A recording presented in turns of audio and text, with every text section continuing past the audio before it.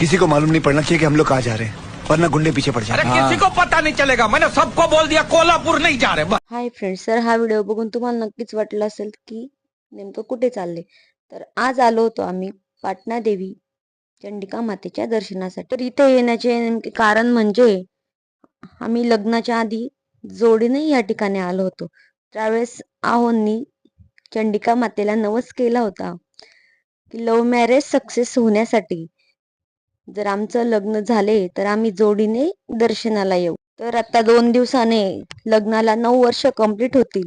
तर 9 वर्षात आज आम्हाला देवीने बोलवले. जोडीने तर नाही बोलवले, पण पूर्ण फॅमिली कंप्लीट घेऊनच बोलवले. आज होता संडे. संडे असल्यामुळे प्रचंड गर्दी होती. की गर्दी असतानाही देवीचे खूप छान असे दर्शन झाले व इथे येऊन खूप मन असं प्रसन्न झाले. कंप्लीट 9 वर्षानंतर देवीने दर्शनासाठी बोलवले. तर हे खरं आहे, जेव्हा देवाचे बोलवणे येते तेव्हा हर प्रकारे कोणत्याही परिस्थितीत देव आपल्याला त्याच्याजवळ बोलवतो. जोपर्यंत आपल्याला देवाचे बोलवणे येत नाही तोपर्यंत आपण काही त्या ठिकाणापर्यंत पोहोचत नाही.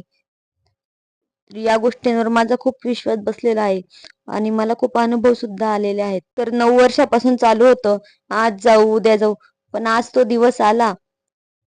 काय माहिती देवीने कसं बोलवलं ते आम्हाला सुद्धा कळालं नाही. तर खरंच देवाची जेव्हा इच्छा असते तेव्हाच देव आपल्याला